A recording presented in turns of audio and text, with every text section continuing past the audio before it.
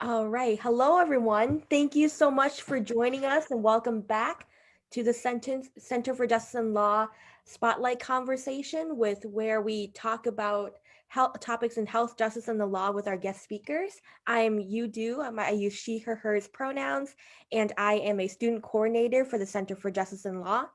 And today's conversation will be me and Dr. Colleen Bell talking about reproductive justice and incarceration in our carceral system. So, Colleen, thank you so much for being here with us today. I'm happy to be here. Thank you for inviting me. Of course, thank you so much for being here. And for folks who don't know, Colleen has retired, but was a professor at Hamlin for many years and was actually a professor of mine. So I'm always inspired by Colleen and her all that she taught me in and outside of the classroom. So, Colleen, to start us off, can you tell us a little bit more about the work that you are doing for our community? Right now, I'm co-chairing the Ostara Initiative board. The Ostara Initiative is an umbrella organization of doula projects in women's prisons. So there's the Minnesota Prison Doula Project and the Alabama Prison Birth Project. Our board is made up of people from multiple states, but certainly we have board members in Alabama as well as Minnesota, and then some other places. So in that capacity, I've been involved in kind of the operations of the nonprofit. There are about 22, I think, or 23 employees. So there's an executive director, directors of programming in each state, and then the rest of the employees are people who work in prisons with parents. So there's a parenting program for dads in one of the county jails in Minnesota, and there are women giving birth in Alabama in Tutwiler Prison, which, if you have not seen that PBS documentary, would be a good thing to watch. The Shakopee Prison for Women in Minnesota, and then in Minnesota, the doulas also do deliveries in jails. Now, of course, all the prisons are locked down right now, and so doula work is virtual, not with video, but conversations. So I learned so much every day from our board meetings, and I try to stay up on my reading, and there's lots of amazing stuff coming out. So that's where I am now. Yeah, thank you so much, Colleen. That's so incredible and such a wide and deep breadth to the work that you're doing in our community, not just in Minnesota, but all these other states. That's incredible. How does your work connect with our theme of health, justice, and the law? Oh gosh. Well, we could start with health. Um, there are multiple layers of this. Healthcare in the United States, we know, is a kind of available to people who have more money and privilege and assets. So it's unequal to begin with. And then when you look at correctional facilities, the healthcare is pretty rotten. And people still have to pay co-pays in prison. And then another layer is that women's prisons are basically men's prisons with women in them. So, very limited healthcare, and certainly very little that is designed to respond to the needs of women. There are a few exceptions here and there. And there is this movement called gender responsiveness, which, it basically means let's just have a prison that incarcerates women and pays attention to the fact that the people who are residents of that facility are female. So that might seem like an improvement, just as prison nurseries might seem like an improvement. The longer I do this work and the more I learn, the more I move toward being an abolitionist. Since 2009, I have been volunteering in various prisons, reading a lot, meeting people, teaching in a prison. The women's prison at Shakopee here in Minnesota hosts inside out classes, and I've taught 2 of them. So that's a group of Hamlin students together with a group of residents from Shakopee meeting for college credit in a course, 1 night a week for 2.5 hours. You know, the more I do the work, the more I think that allowing women who give birth while they're incarcerated to keep their babies inside prison with them, it's not an improvement. I think given that so many women are there for drugs, why don't we do treatment? That would make much more sense than treating their addiction as a crime. Most women who are locked up are not there for violent offenses. And we can talk more about that. But basically, I think, I used to ask students in my class, is it possible to have a feminist prison? Could you build a feminist prison? And, people would really play with that idea. The guards would not be 80% male. Okay. Yeah. And maybe the rules and policies would be different than in the men's facilities. But the more I think about it, the more I think feminism is about, at least from my perspective, in my version of feminism, it's about liberation. And so that has really brought me to abolition.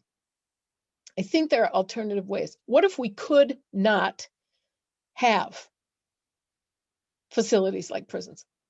We would come up with alternatives.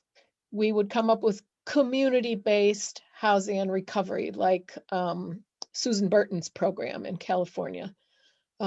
We would do a lot more restorative justice, like Bettina Love and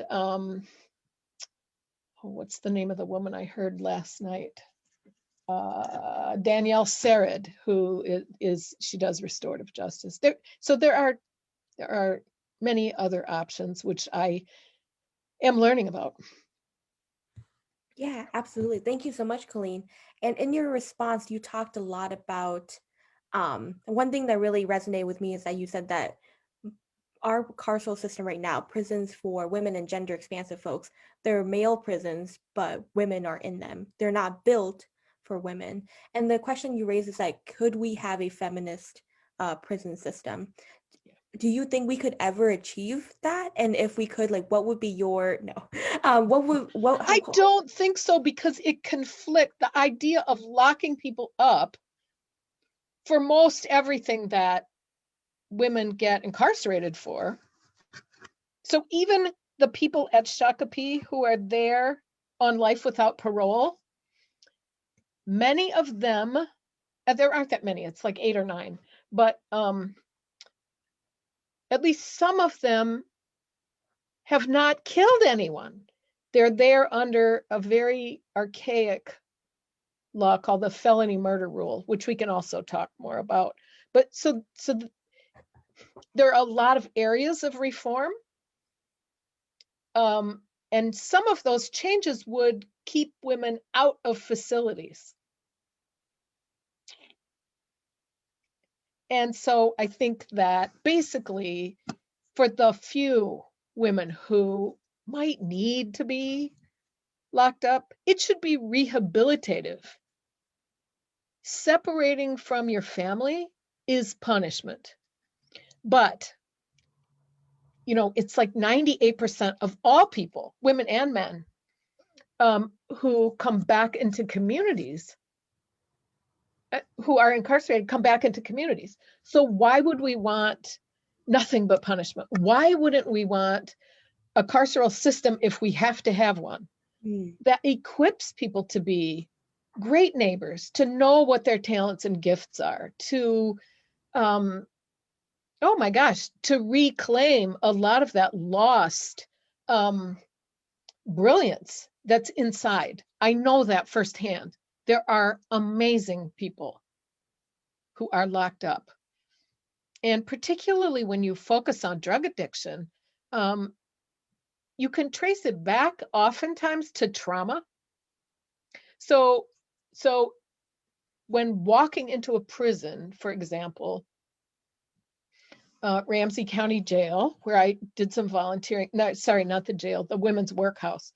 I did some volunteer work for a number of years, co-hosting a circle conversation on Saturday afternoons with someone who had been serving time there at one point in her life. One of the questions that was in my head in the beginning was, what did you do? And very quickly I realized that the question I should have been asking was, what happened to you? Because the stories of trauma, everybody had one, multiples, everybody. And so, one of the ways that people deal with trauma is self-medication. So why are we locking people up? Women, transgender folks, men. Why are we punishing people for harm that has been done to them? It's their response to the harm, but let's be a little bit more thoughtful and less knee-jerk and think about ways that could really, in the long run, save humanity, save knowledge and skill, save intellect, save heart, save people from being destroyed in a system and then being just basically pushed out the front door of a correctional facility with a bus ticket and being expected to re-enter community and be great.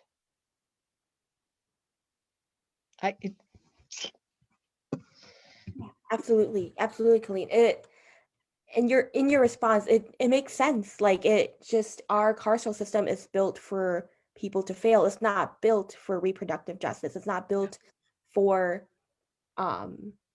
people of all needs and all backgrounds and all identities. It's like you said, being taken away from your family and your loved ones is a punishment in itself. And the dehumanization and cruelty that exists in our carceral system is a topic that is not talked about enough. And I don't think it's almost a hidden part of our society where if you're not directly impacted by our carceral system, you won't know the dehumanization behind it. Exactly. Mm-hmm. And what you said reminds me of that quote that says, if you want to change the results or the outcome of a system, you have to change the system itself. You can't change the outcome without changing what leads up to those outcomes. And, one of the things we talk about a lot when we talk about incarceration is the recidivism rate. People return to jails and prisons at a very high rate. Now, it's expensive if you're paying.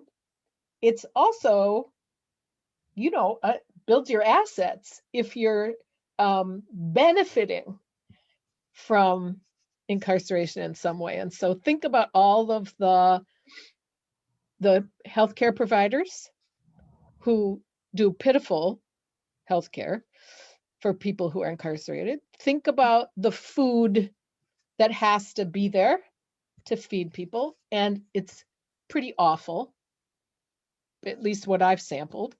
So there are people who are benefiting. There are all kinds of public institutions that are invested in incarceration. And so, it sounds overwhelming because there are so many pieces. Absolutely. And I think folks who either don't know about our carceral system or know about it and want to help abolish it and reform it and actually make a carceral system that works, or make a totally renew it, make a whole new system that actually works for our community. They understand how deeply rooted it is in our everyday life, and the exploitation of labor of incarcerated folks in the carceral system, and how their labor is being used to create products, and how you were saying, Colleen, people are invested in the system. Mm-hmm.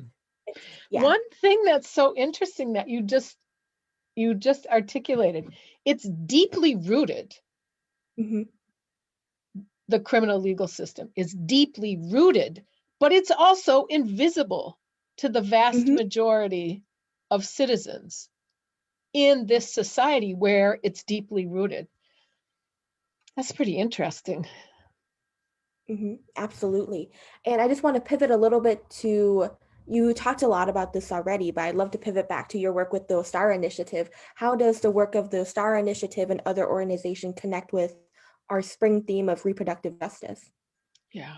Well, the Ostara Initiative is basically exists to abolish prison birth, to end prison birth.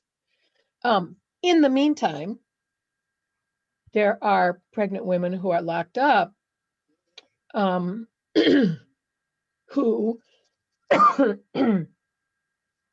many of whom have no parenting education. There's no access to it in prisons, and that's in fact how the Minnesota Prison Doula Project started. Erica Garrity, the executive director, was a social work master's student, and she was working at Shakopee and could see that there were pregnant women. There are no therapeutic services on site. And so let's imagine a woman who, gets a sentence of 3 to 5 years, doesn't know she's pregnant. When she's admitted into the prison, she gets a pregnancy test, discovers she's pregnant, doesn't want to be pregnant. Or even if she does want to be pregnant, there's no support. So, there are various ways that the Minnesota Prison Doula Project has evolved, and different ways that the Alabama Prison Birth Project has evolved. So just quickly, the Minnesota Prison Doula Project has parenting classes and one called Parenting from Inside. So moms who give birth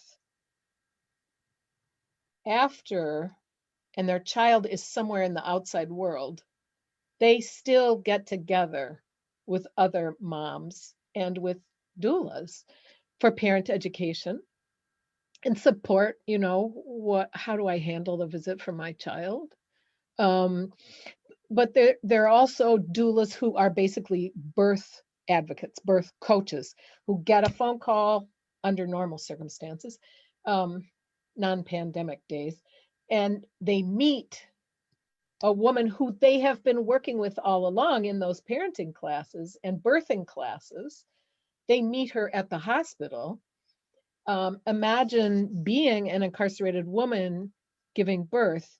In more than half of the states in the US, you would be transported in a van with your ankles shackled, a belly chain, and your hands chained to the belly chain.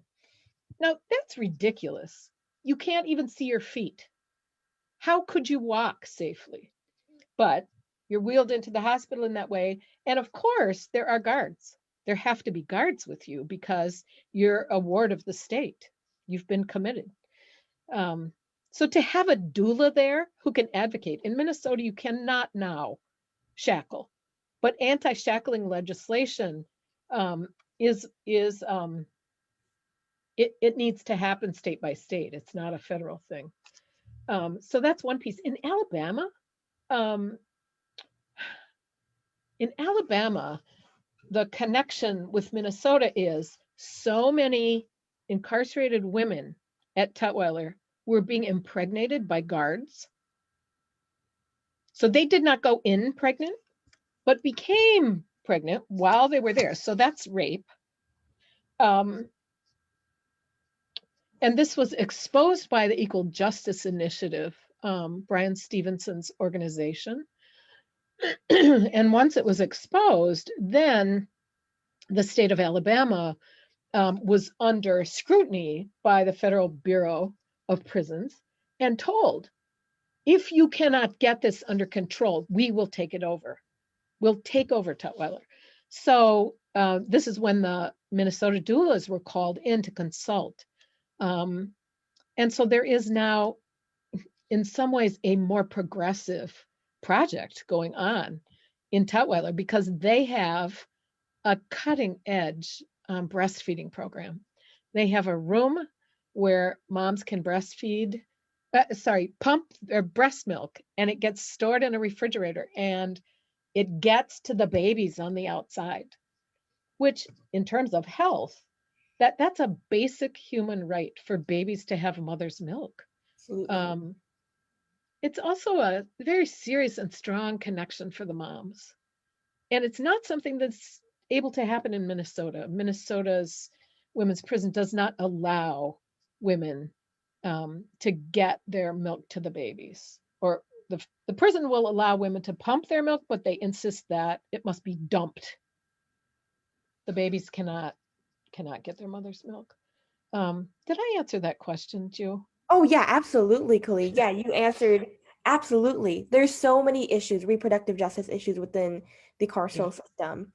And like you said, for you, the Ostara Initiative and other organizations that you're working with, in your work, you said that your main, I shouldn't say your main, there's a lot that encompasses reproductive justice in the carceral system. But I think the mission of the organization is to abolish prison birth. Yeah, And to eliminate, to end it. Mhm. And if we can abolish prisons, that's good. But I think that we're going to end prison birth before we abolish prisons. Oh, absolutely. That's what I think. hmm And as we're coming up on the last couple minutes, I just want to wrap up the last two questions in one to give to you at once. How can we elevate and support the work that you're doing with the Ostara Initiative? And what is your call to action for our audience who are unfamiliar with the carceral system and the issues, the reproductive issues, and all the human rights violations that are taking place? Yeah. Ooh. So I know that the number one thing for anybody who wants to make a difference is to learn more about it. This is what has transformed my thinking.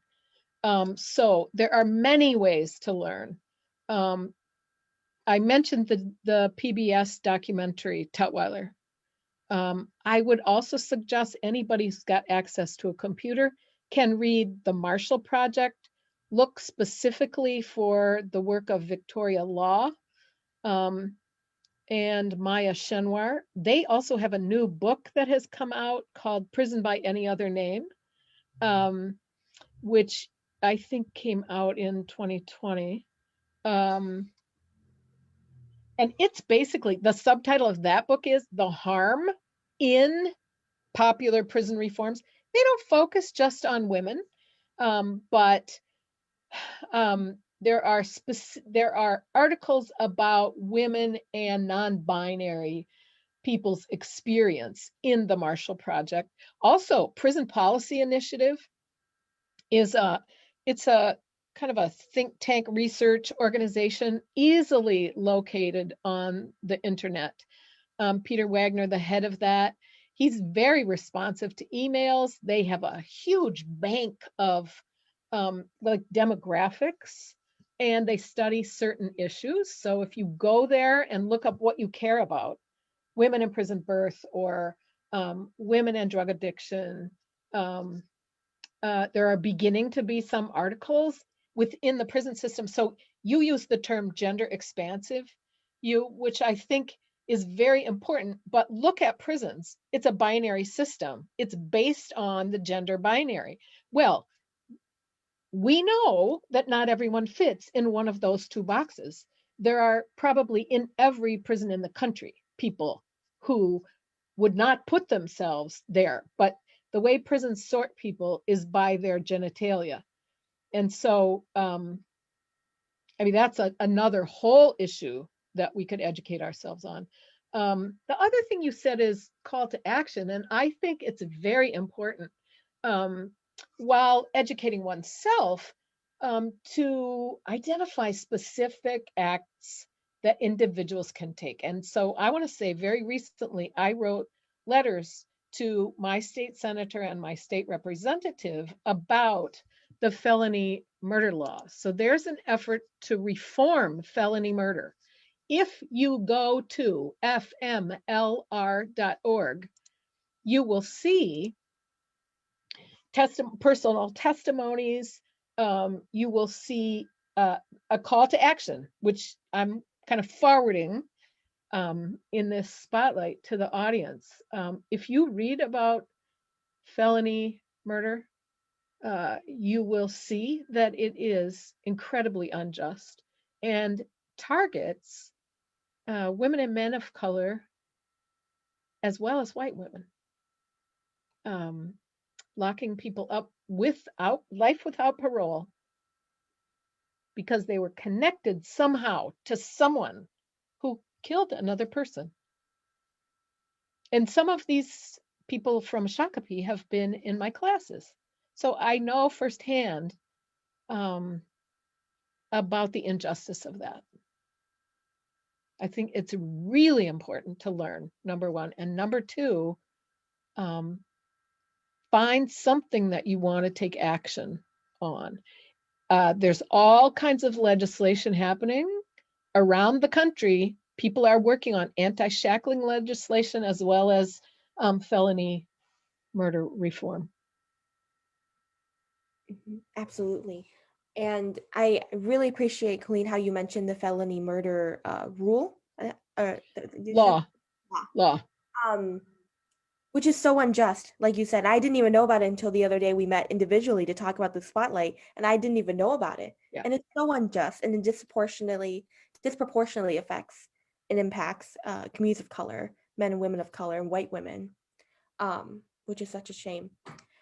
But thank you so much. That's pretty much all the time we have. We're wrapping up on this conversation. And Colleen, thank you again for being here with us and having this conversation with the Center for Justice and Law. Folks who are listening in, our audience, thank you so much for joining us today. And be sure to follow us on Instagram and Facebook. Our next Spotlight conversation will be next Thursday and from 11:30 to noon. So just like this time block today. And check out our April 30th webinar. We will actually be hosting or co-hosting a spring conference with the Ostara Initiative, the Minnesota Prison Doula Project, the Alabama Prison Birth Project on a reproductive justice in the carceral system conference, which will be a really great opportunity to learn about these issues and learn about the carceral system in general. And the conference is called Reproductive Injustice, Birth Behind Bars. Yeah. And yes, that's all the time we have. Thank you so much, Colleen. Thanks to CJL and you. Thank you, Colleen. All right. Bye, everybody.